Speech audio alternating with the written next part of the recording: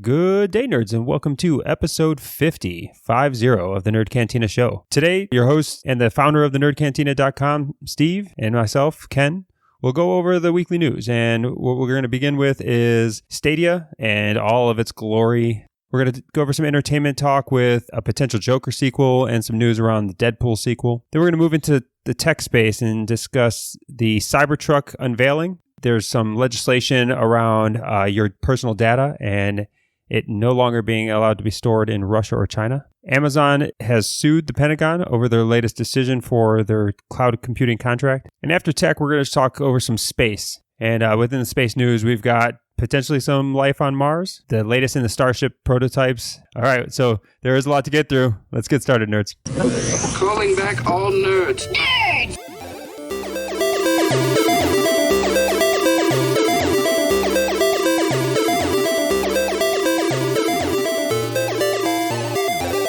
All right, welcome back, nerds, to episode 50 of the Nerd Cantina Show. Now, I know, really, there's been a little more than 50, but still, it's a milestone to say that we're on episode 50. Yeah, if you count the Fight Me Fridays and a few of the Patreon things that we've done, technically, we've done more than 50 recordings, but officially, episode 50, having a good time. Hope you guys enjoy it. We're going to keep it rolling. Yeah, well, let's not linger there too long, and I guess just get straight away into the news. Well, first, I can say I saw a movie, which I almost never go see a movie. What movie did you see? I should go post my YouTube review of Frozen 2. Actually, you should, because I'm not going to go see that. Layla, for some reason, she was like, nah, I'm straight, Daddy. Like, the next movie she wants to see that she's excited for is that Troll sequel, which I'm not going to lie, I'm actually kind of pumped for that myself. Yeah, I mean, I'll say Frozen 2. I mean, if you had kids and you have your guilty pleasure of enjoying the first Frozen 2 is solid. I think it's better than the first one. At least the story's more interesting than the first one. It's musical numbers were good. Not as good as the first had the catchy ones that like literally were on the radio, you know, Yeah. that were nuts. This one, the songs maybe not as good as the first one, but the humor in it is good. They've got one song is just like a straight 80s power ballad. And they do like a corny music video in the middle of the movie, sung by Christoph, and it's like it's great. Kids probably were bored out of their mind, not knowing why they're doing like these long drawn out fade outs of Christoph looking into the moonlight and whatever else. But like this one's for the parents, kids. Just hold tight. The older parents definitely know what they were throwing at there. So it was entertaining though. Yeah, get on your shit, record a video, post it to YouTube, do the damn thing. I'm sure everyone doesn't want to see my ugly mug every day. Potentially. I'm not committing to anything. All right, moving on. Well, let's get into the biggest part of the entertainment news, which was the Stadia. At this point in time, I think everybody knows this. It was a mess, and if you're in any way interested in gaming or anything out there in the world, you have probably heard about the failures of Stadia.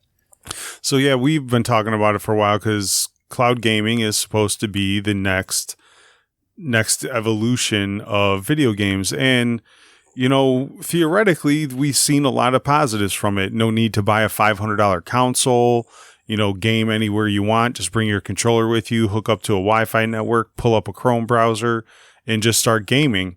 The expectations they set for themselves must have been really fucking ambitious because in actuality, I was pretty mad once I got done with my unboxing. I'm going to do a YouTube video tonight in detail and try to get that posted by today or tomorrow. But we'll give our quick thoughts on it right now. Yeah, I mean, realistically, you've got your thoughts on how it was working. Beginning with its release, that you could pre-order it. You weren't guaranteed that you were even going to get yours on time. Like, me and you bought ours within minutes of each other. Yours arrived on the day of release. Mine arrived 2 days later for no reason, just because that's how Google managed this, I guess. So you weren't guaranteed to get it. There were a lot of people who bought the Founders Editions, which one of the perks where you're supposed to have first dibs on gamer tags, on being able to reserve your gamer tag. You were going to get a code.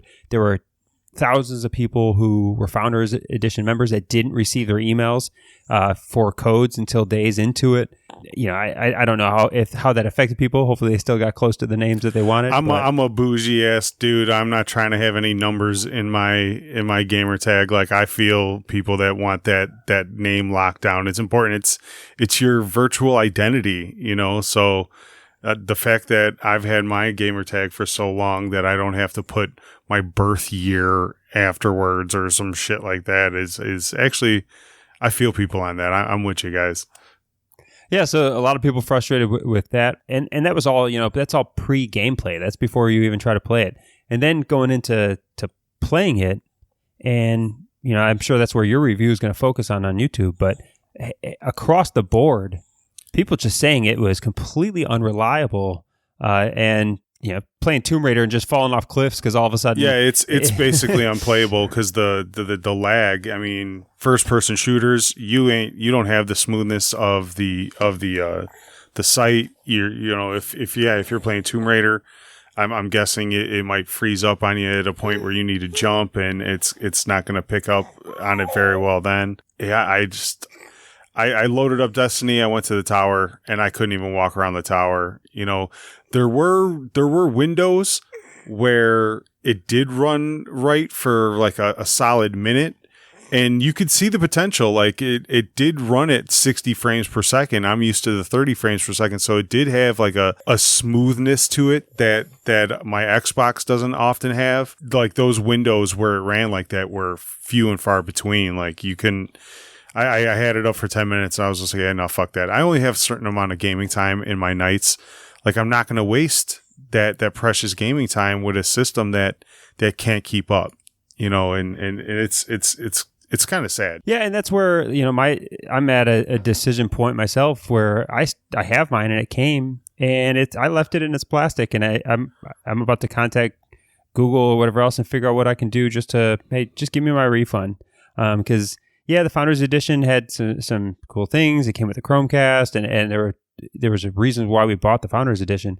But in the end, I needed it to be a functioning gaming system that gave me some mobile capacity that maybe I could play it on the go, as I rarely have time just sitting at home to play. And if it's not going to be reliable, and they're still working out bugs, well, the Founders Edition only came with 3 months of the monthly. So then what? 3 months from now, I'm supposed to decide whether I'm going to commit to it or just lose the $150 I've already paid. No, I think at this point in time, I might just have to pull the plug on the experiment, and I'll buy it later. Once you got it, the day after you received it and you signed up, I think they must have got inundated with a bunch of complaints because they sent out this email that to me is borderline offensive. Like they sent out this email that says, all right, well, if you're going to play it, hook it up to an Ethernet cord. All right, well, I have a 50-foot Ethernet cord going through my crawl space to my Xbox. So now I need to run another one to my Chromecast now if I want to be able to game there. It's not realistic that everyone's going to hardwire in something that's hooked up behind their TV to the HDMI. So, okay, that's really not realistic. Everybody uses Wi-Fi. Even most people on their Xboxes use Wi-Fi. And then it says, okay, well, if you're going to go Wi-Fi, please put your Chromecast 1 foot away from your router. A fucking foot. Like, are you kidding me? Like, there's not even a foot below my Chromecast and my TV. Like, you'd have to literally duct tape my router to the back of my TV because I have a 65-inch TV and it's about 1.5 foot drop from the Chromecast to the bottom of my TV. Like, who the fuck? Like, oh my God. It's laughable at that point in time because if you're only a foot away, then I guess the only reason why you don't have an Ethernet cable is just because you're a dick. Because you're a dick. You just haven't ran to Walmart yet to go pick up an Ethernet cord. Like, at that point in time, like the reason why somebody would choose Wi-Fi over Ethernet is because of distance from router. Is because it's not because really I'm further than the 6 foot cord. Wire. I'm further than the 6 foot cord that comes with every electronic thing that I buy. Everything comes with a free 6 foot Ethernet cord. Like I got 15 of them laying around my house. And then thirdly, it stated, "Do not let anybody stream video while you're playing." Like, okay, some people are gamers, they live by themselves, like they're like that's a possibility. There's a higher percentage of people that would be able to do that. But I'm sorry, I got kids. I got a girl, like there's other people in this house that are going to want to watch Netflix, want to do shit. Are these 3 steps anywhere in the realistic capabilities of people who are buying this system? No. I'm now comparing this to like the days of our childhood, like playing on AOL and fucking dial-up. It's straight dial-up. Mom picks up the phone and it's like, Mom! Hang up, Mom! Hang up, Mom! I'm on the internet. I'm talking to another 14-year-old in Tennessee. I think she likes me. Yeah. Now it's the same thing for Stadia. It's like, Ma, shut off the Netflix. Yeah. I'm playing Destiny. You know, it's ridiculous. It's so unrealistic. So as you're already pulling the parachute to get out, I'm more curious as to kind of where this is going, because I've done a lot of betas, you know, so I've bought every Xbox the day of launch. None of these things launch perfectly, right? So I'm trying to give them the benefit of the doubt that this is all launch day issues. They didn't do the proper beta testing. Things will roll out better. You can't, like, even on the app, so you have to buy all your games from the mobile app. There's nothing that you get for free. So like there were supposed to be 20 some odd games that came with your monthly Stadia pass. Every game that you have access to now, you have to pay for. So I basically have Destiny and this samurai fighting game that came with it. Everything else is like NBA Live, Madden, Tomb Raider, $59.99. You know, buy it here. There's no like Xbox Game Pass games that I can claim and just play like an Overcooked or something, you know, like, which they advertised, you know, X amount of games on launch, like. Yeah. And that's why, like I said, I have to pull the plug, get out of it now. Not because I hope honestly that they figure this out. I do believe in cloud gaming. I do believe that this is hopefully the direction that gaming can go and get away from these console based games. But this isn't. I need a polished product. I'm not willing to deal with a beta. I'm not willing to deal with... And for every asshole right now that's just going, well, maybe it's your internet speed or maybe it's your router. Like, no, I have 450 meg landline speed. I have a Netgear Nighthawk router. Like, I got gaming shit. I got shit for gaming. And it ain't working. Yeah, so I'll be paying attention to your reviews. Maybe I'll get back into it. Yeah, I'm going to get on YouTube tonight because I want to review the controller. There's some details about it. Like, it's not a total waste as of yet. You know, our initial reactions when we first watched that launch release where they shit on E3 a couple days before E3. It is nothing like what they said it was going to be, you know. So like I said, my curiosity is now piqued. I'm going to shit on it on my initial review, but I'm going to keep plugging away at it, keep trying. I'm going to hardwire it. I'm going to put it, do what they kind of say and see. Because if I hardwire it and it's still laggy, like, fuck your face, Google. All right, well, we'll move on from Stadia now, and let's go into some more entertainment news before we move into tech, and that's going to take us into just some talk around the Joker sequel. So, it was reported by some credible news outlets or whatever else that there was a Joker sequel in the works by Todd Phillips and Joaquin Phoenix. Todd Phillips later comes out and says, no, there's no contract in place. There's nothing. There is no sequel as of yet. But I think there probably is. And you knew they were going to come out and deny it because they can't say yes to anything until it's in writing, right? Because they don't want to have to backtrack on, it's like telling your kids, like, yeah, we're going to go to Disneyland, and then a week later, you realize that, oh shit, I ain't got no money. I can't take these kids to Disneyland. That's not a conversation you want to have with your kids later. So it's like the kind of same theory. They're trying to plan it. That they're not going to have this movie make a billy and not try to capitalize on everything that it could be, going into the future. So I do think that they might, especially if Joaquin is willing to do it, they may do something where Joaquin's not even involved and take it down the route we've speculated in the past. Let's just leave it for as it is. Like all the Uber entertainment speculation almost kind of gets on my nerves at a point. Yeah, I think this one, if anybody thinks that they weren't going to make a sequel from this, I think you're a bit delusional. Again, it's the highest, as far as profit, it's the most profitable movie, comic book realm ever, because it was such a low cost and it made over $1 billion in the box office.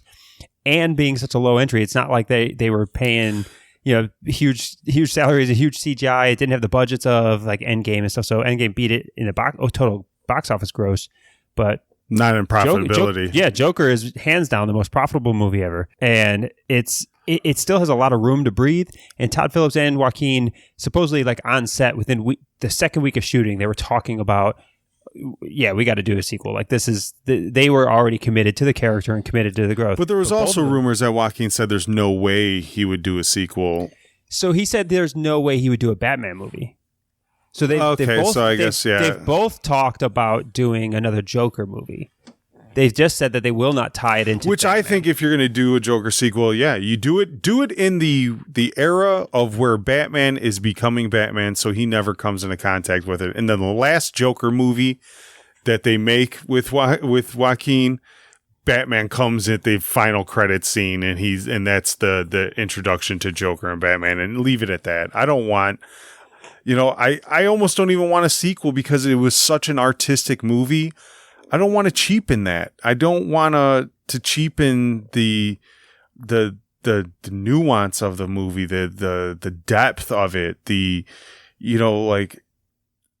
don't ruin it with a cash grab, because if the sequel flops, then it takes a little something away from the first one. Yeah, like I said, I foresee it happening. Hopefully they do it well and have a good direction where they're going to take it. And I'm all for them not tying it necessarily into Batman. Just do your own thing.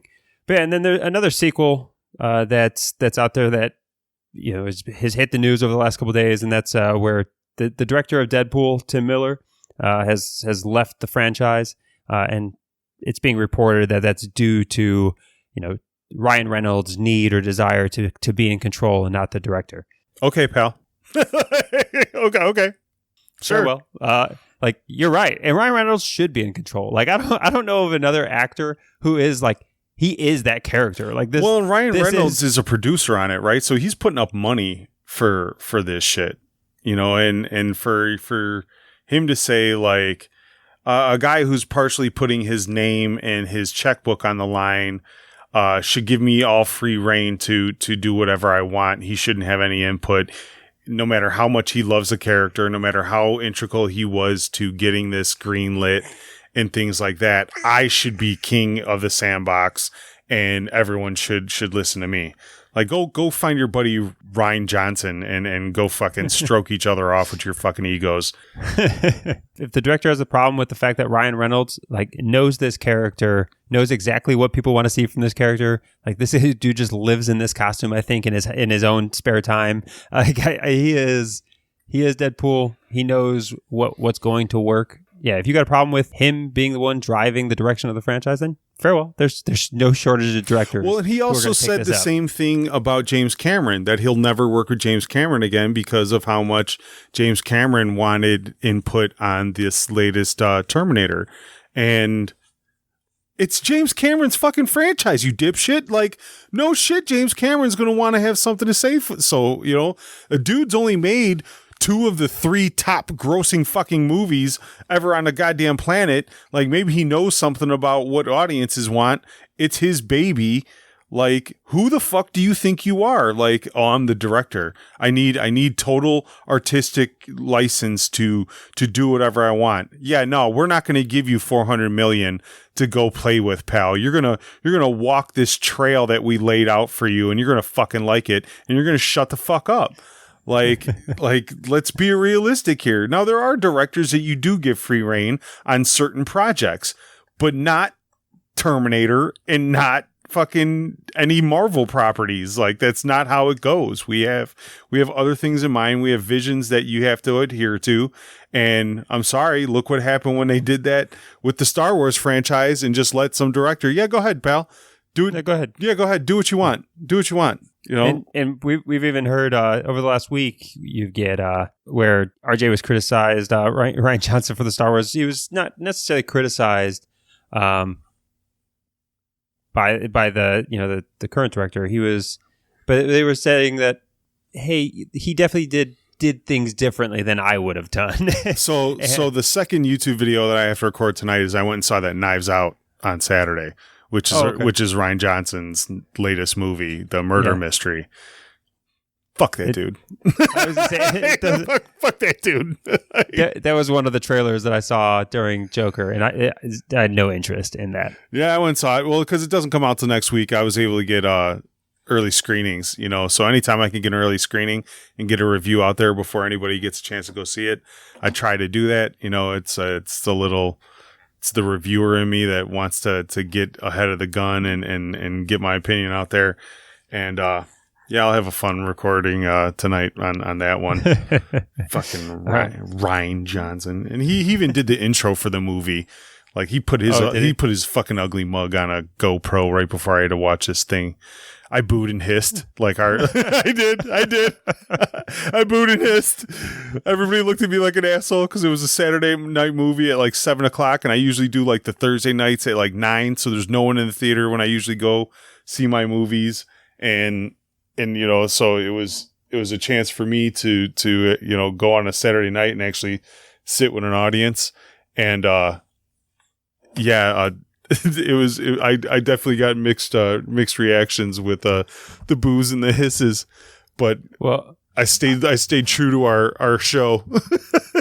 I could say that I'm raising my daughter to be a good moviegoer at Frozen 2, where at the end of the movie, when members of the audience started clapping, my daughter got her hands together one time, thinking that she should also be clapping, and then I grabbed her hands and I said, "Who are you clapping for? Nobody can hear you." Now let's go out front and shoot Santa in the face. and then she started laughing. So she's I'm raising her right. Don't be one of those people. Yeah. Don't clap in the movie, bro. There's people clapping at the end of Knives Out, man. I just wanted to stand up and like yell to everybody, like, "What are you doing? What are you doing? Movie wasn't even fucking good.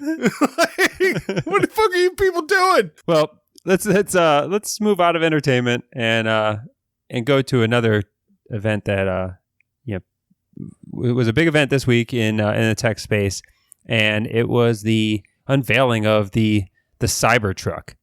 And you know, leading up to the unveiling of the Cybertruck, earlier in the week, you had Ford release some details about an upcoming electric vehicle that they're doing. That electric, I can't remember the name of it. It was a I can't remember the official name. It's Cybertruck to the internet now, so that's all it gets. No, I'm talking about the Ford vehicle. Oh, the Ford. Well, it was a Mustang. The Mach-E. Yeah, it's the Mach-E is what they're calling it.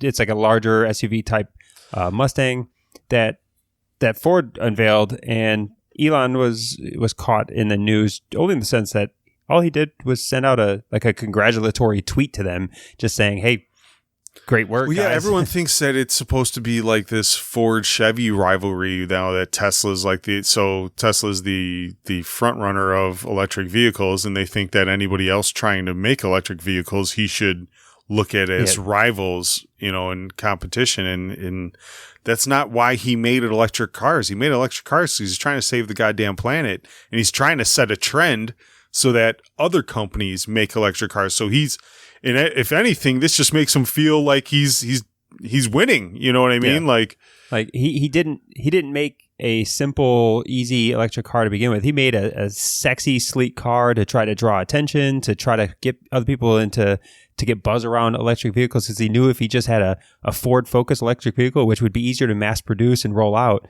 people weren't going to get excited about it. So he created the Tesla. People got excited about it, and now it's driving the industry. People also forget that, you know, in 2014, when he was first kind of rolling these things out, he opened his patents up to all car manufacturers and said, openly use any of my technology as long as it's in the interest of creating electric vehicles. I have no problem with it. You can steal whatever technology we have.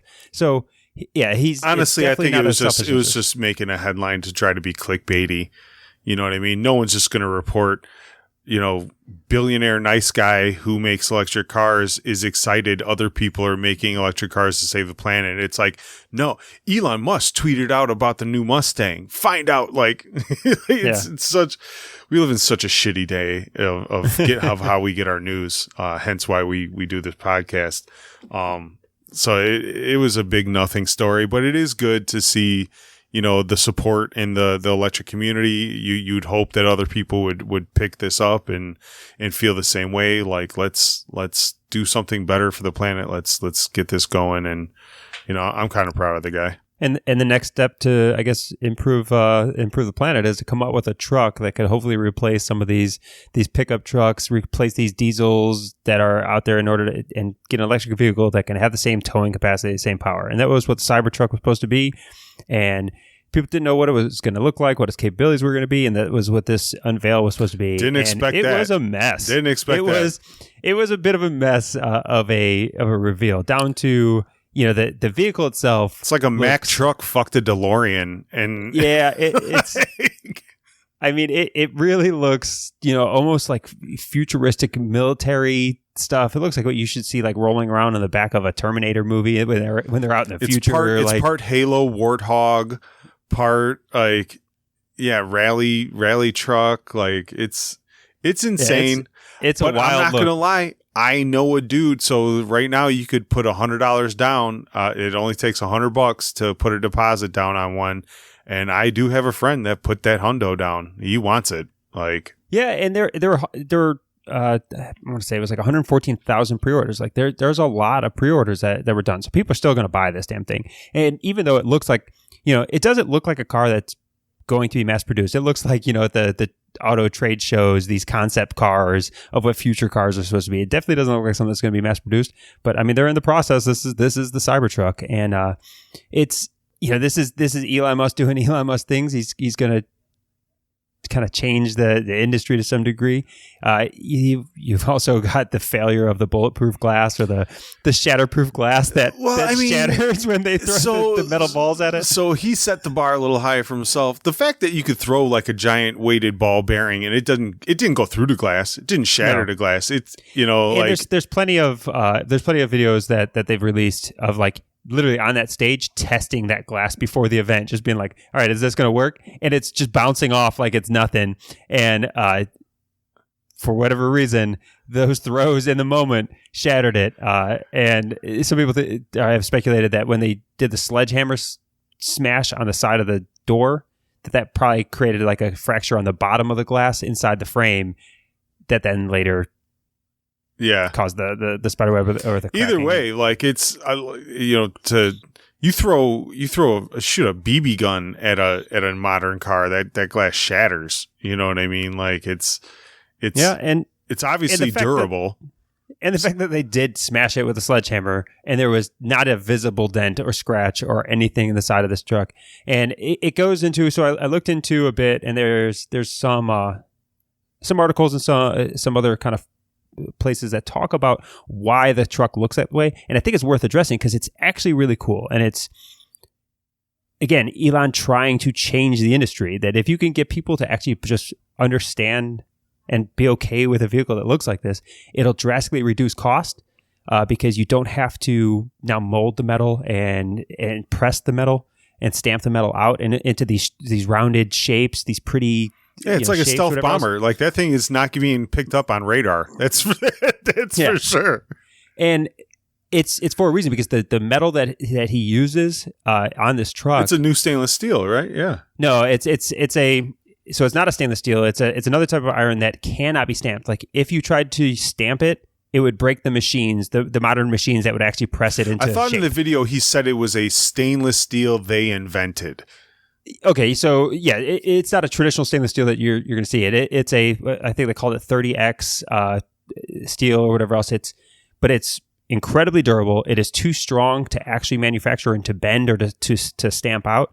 That the vehicle itself, the external of that vehicle itself, is an extension of the frame. So like you could hook tow cables up to that actual sides of that truck or into the front of that truck, and it works as a frame. It's all just essentially just the thing I really liked about it is the tailgate folded down into a ramp itself. So like most people that buy pickup trucks, they have them for motorcycles, dirt bikes, four-wheelers, a lot of tow capacity and things like that. And you end up spending anywhere from $200 to $600, $700 for custom ramps just to be able to push your shit into the back of your bed.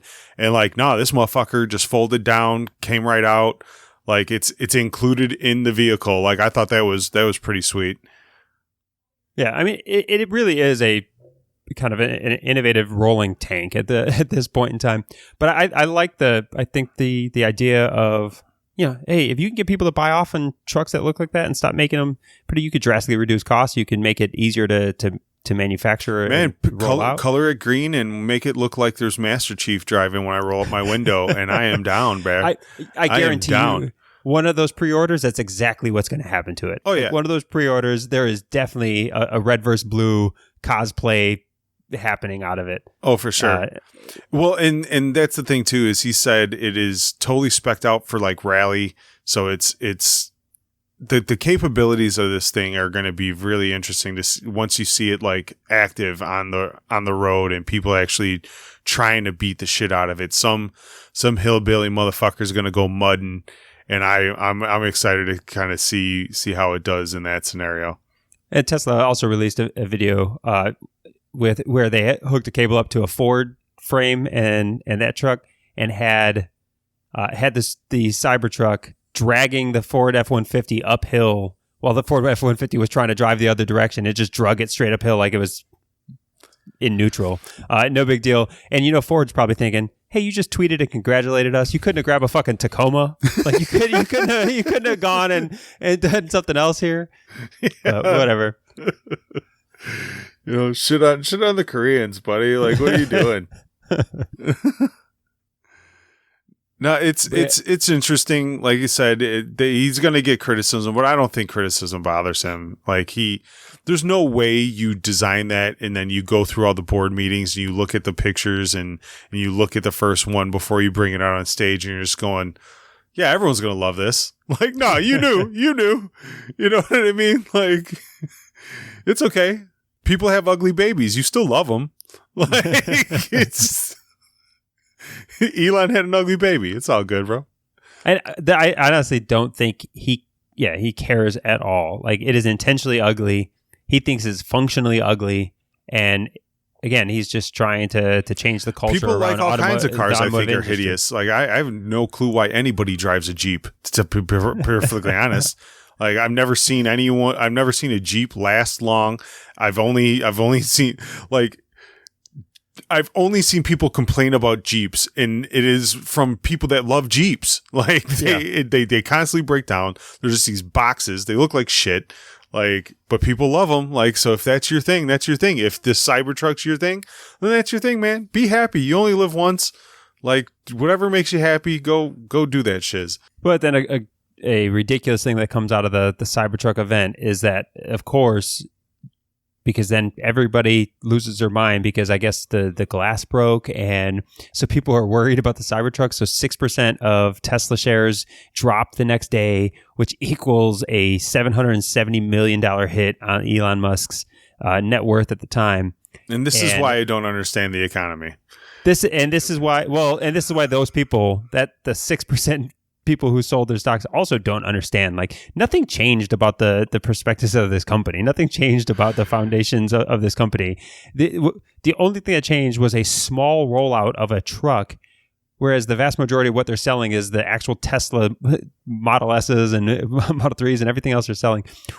The fact that 6% of the shares, whoever you are that sold these shares, and if you think that this was a great idea, just stay out of the stock market. Yeah. You don't understand what you're doing. You are better off buy gold bars. Buy gold bars and bury them in your yard. It's absolutely ridiculous. I'm sure, even probably by the time that this thing airs, he's going to earn that $770 million back in his net worth. The stock's going to stabilize and go back where it was. People, are going to now buy it at that Yeah, dip, wasn't there like a dip in Disney price or Disney stock when Disney Plus launched and it was going through all those minor technical issues, like Disney stock dropped.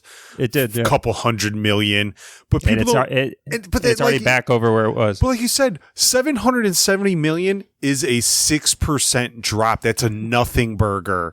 It's a nothing burger. You know, like if my entire net worth dropped 6%, you could have that 60 cents, pal. Like, I don't need it.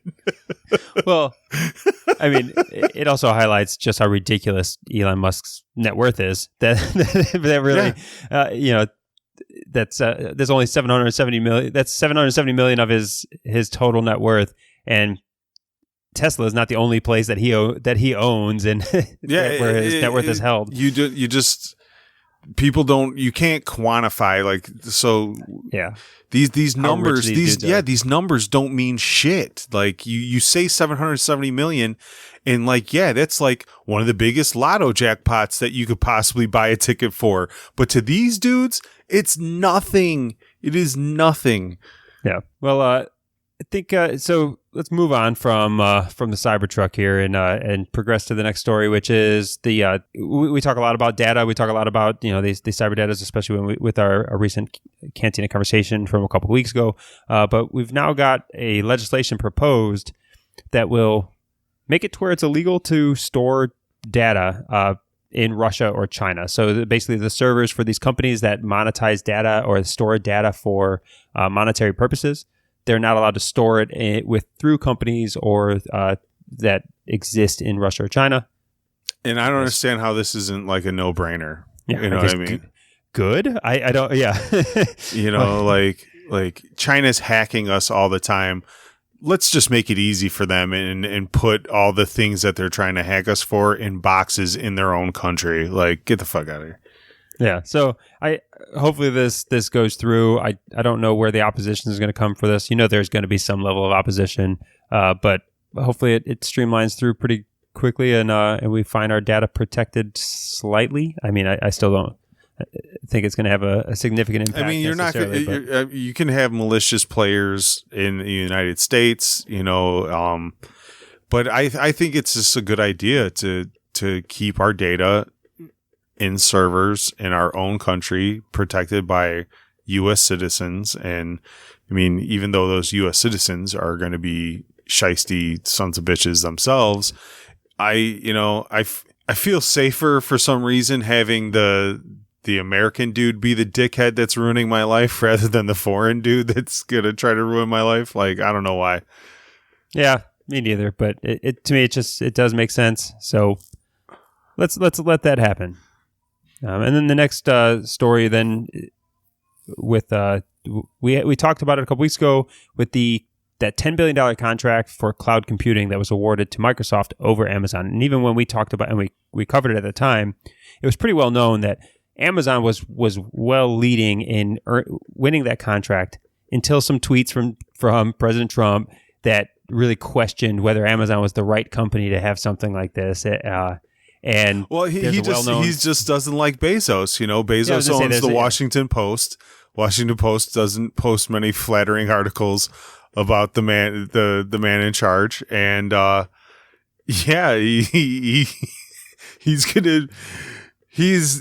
the petty in chief.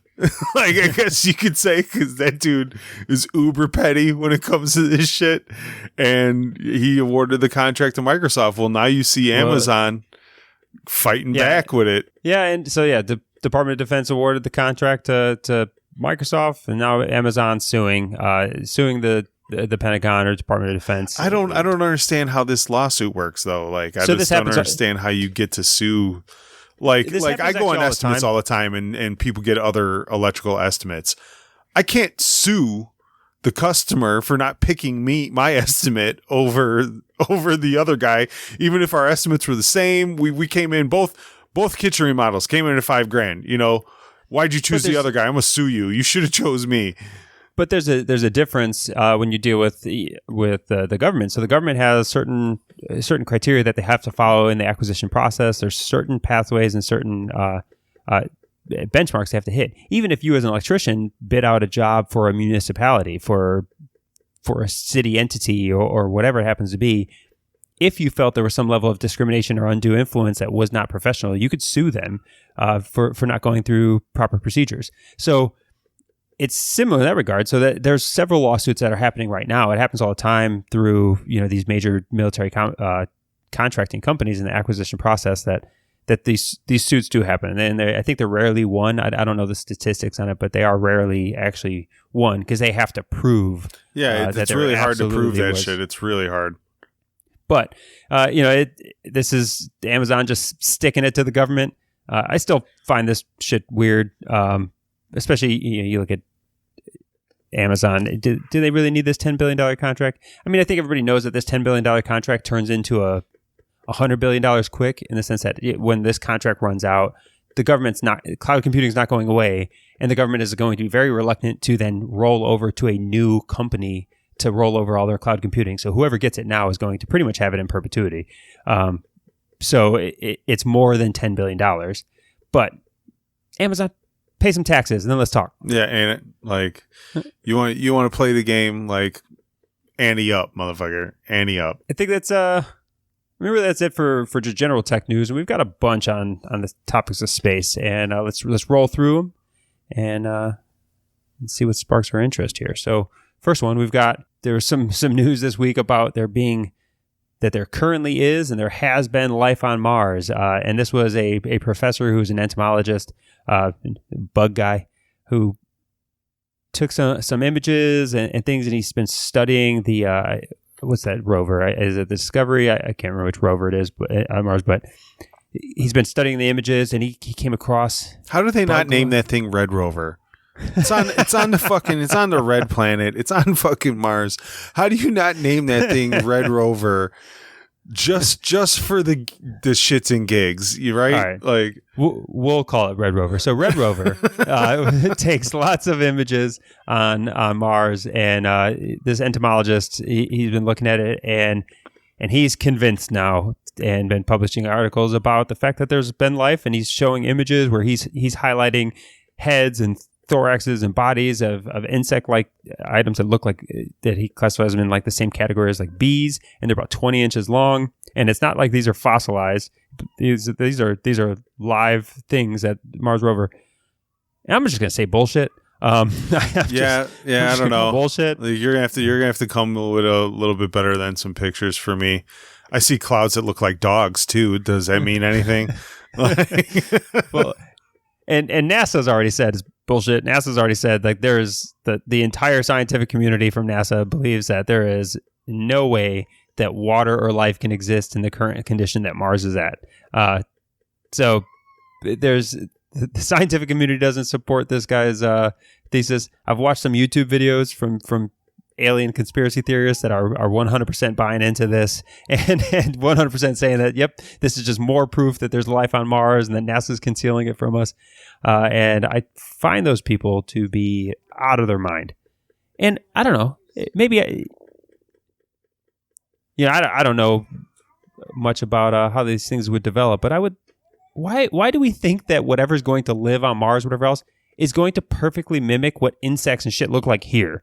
Like there was a whole lot of things that took place and adaptations that took place to have things look like. It's our hubris. Like we're humans. We are so like self-centered and so like self-absorbed that it has to be. That's why all the green spacemen have limbs and humanoids and stuff. Humanoids like who said walking on two legs is the fucking most efficient way of doing shit? Like maybe it's that was never what it needed to be. Not. It's 100% not. I want to say that there's been like scientific studies to where like if our knees bent the other way, like we would run like 50 miles an hour. We'd be able to jump way faster. Like we are not running at optimal efficiency right now, like at all.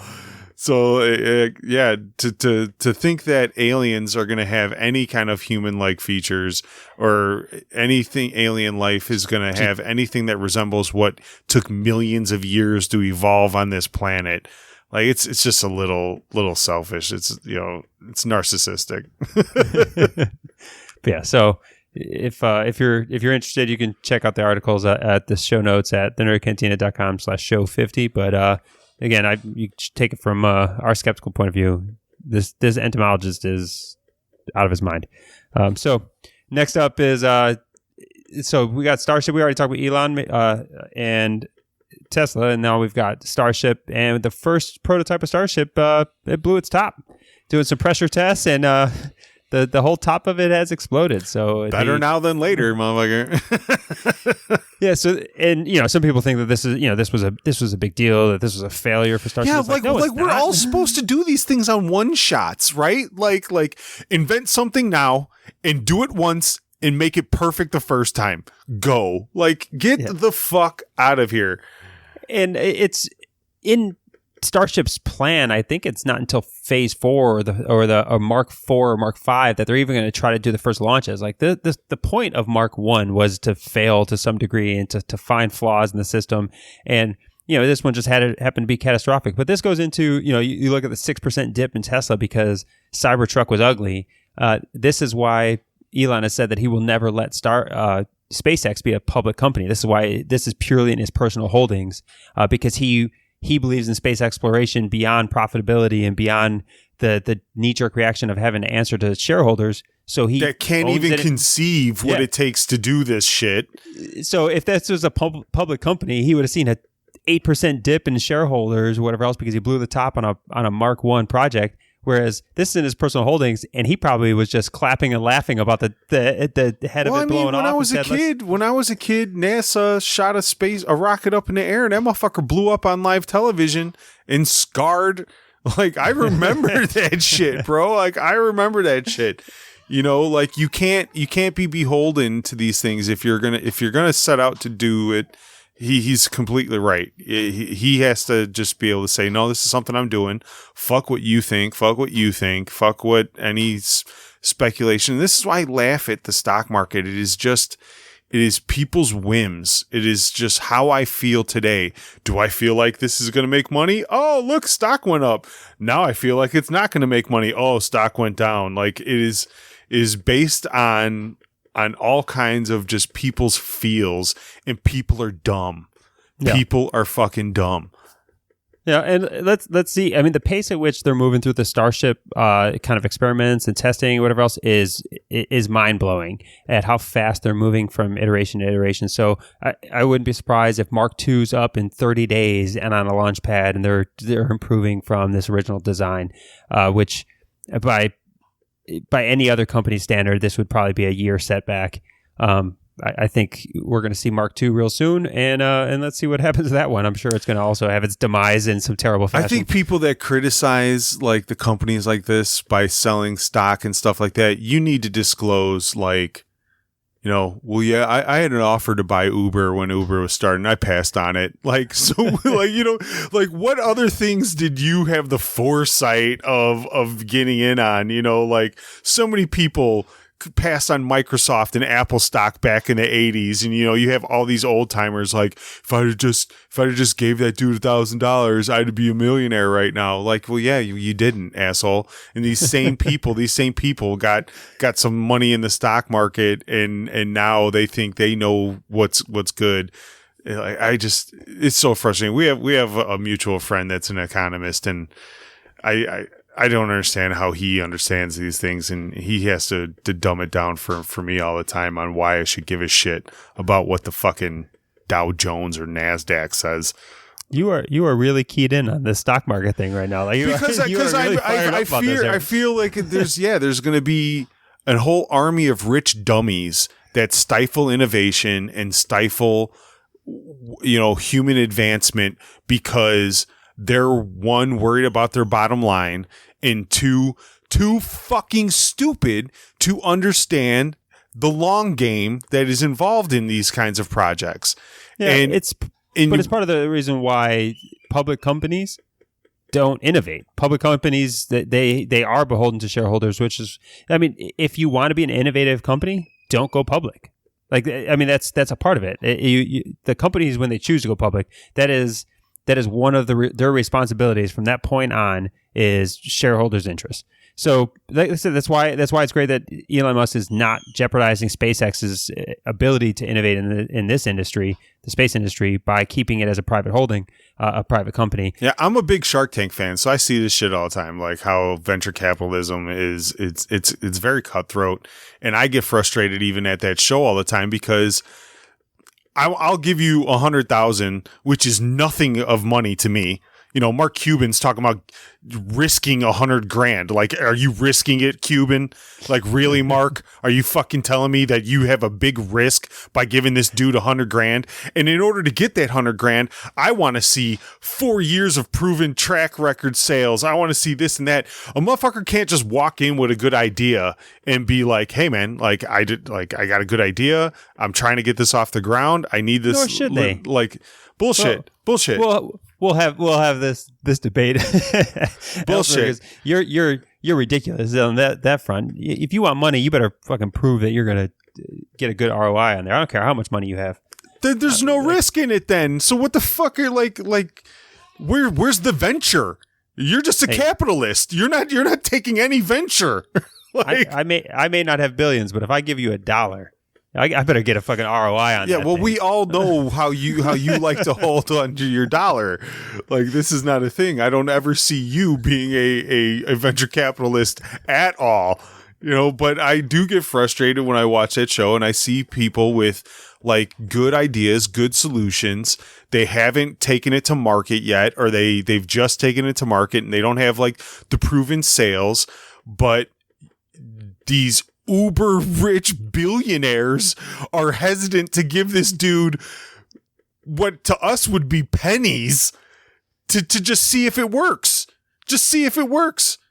You know what I mean? Like, and that's where I feel is happening with like the Teslas. And, you know, as a United States government, we don't fund these kinds of companies anymore. I mean, just look what happened with Solyndra. We gave a solar company a little bit of money to try to boost solar activity in this country. The company failed, and now no one wants the government to ever invest in a private company ever again because fucking Solyndra. Look, we tried to make solar panels, didn't fucking work out. Yeah, well, you know how many things that we did fucking invest money in? Like your Teflon fucking pan right now that you were cooking with, it was a goddamn government funded fucking project. Every cordless drill I use at fucking work was a goddamn government funded fucking project at some point. We have tons of things that we use every goddamn day that were innovated by public funds.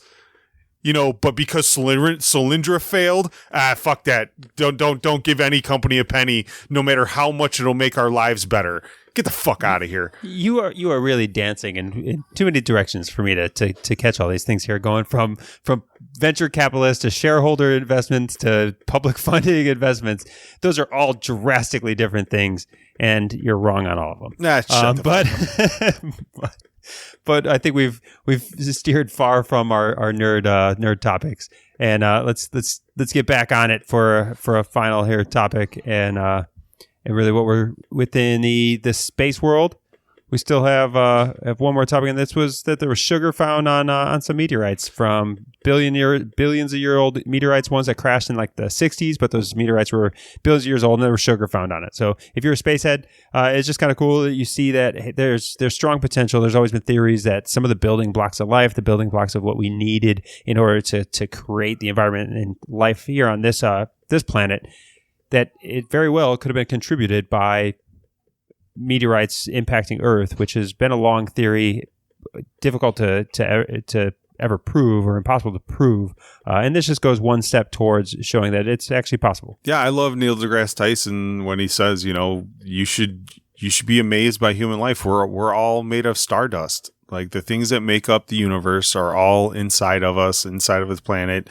And this just goes to show, you know, that the building blocks of life are surrounding us all, and in the lottery of events that happen to bring us to this point of humans even existing, let alone being able to just throw a couple bucks down and have a fucking podcast is amazing. It's sheerly amazing. People look around all the time to look for miracles in life and things like that, and no one often just looks at you being here right now is one of the greatest miracles in the universe. Yeah, I love listening when Neil deGrasse Tyson talks about this stuff, because he has such like a childlike fascination towards all of these things and mysticism that he recognizes as one of these incredibly brilliant individuals.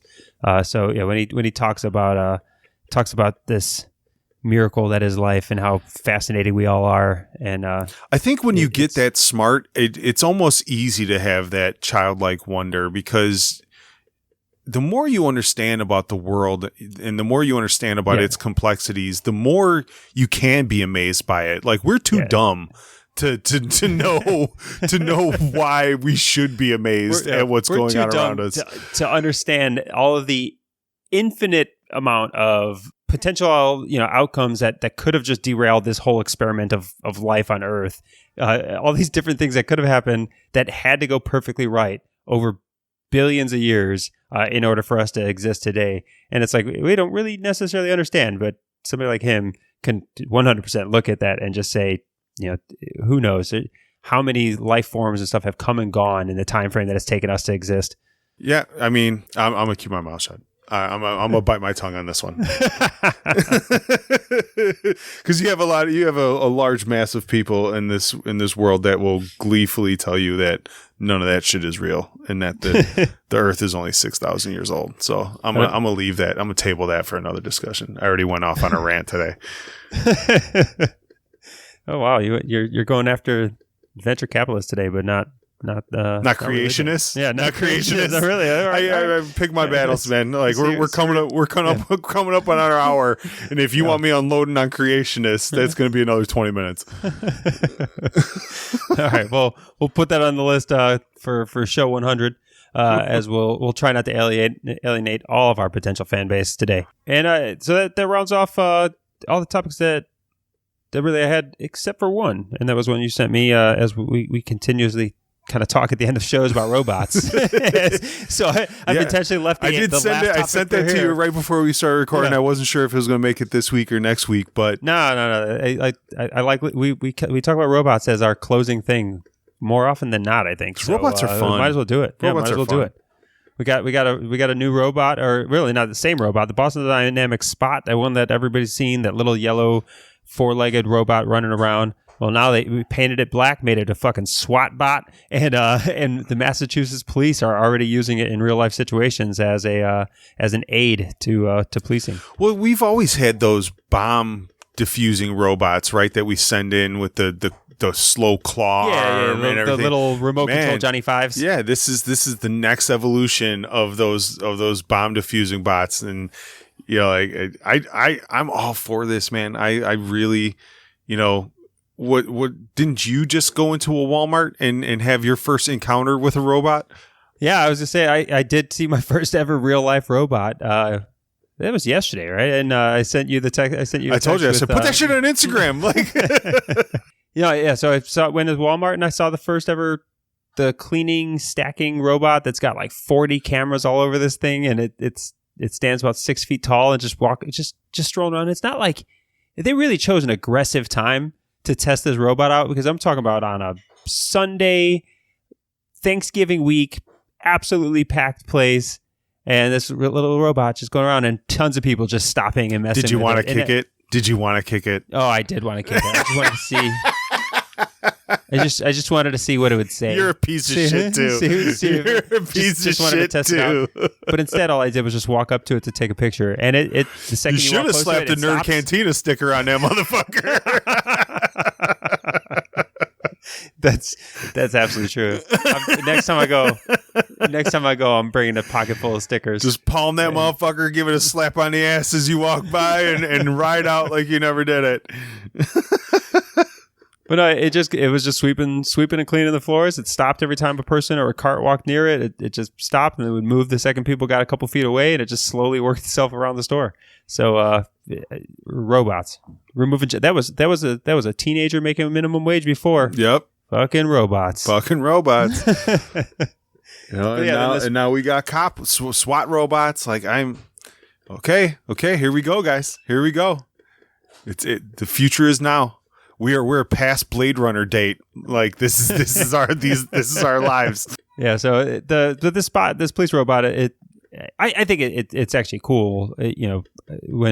If police need to go make forcible entry into places or to go to dangerous situations or whatever else, like, why not send the robot? Just send the robot.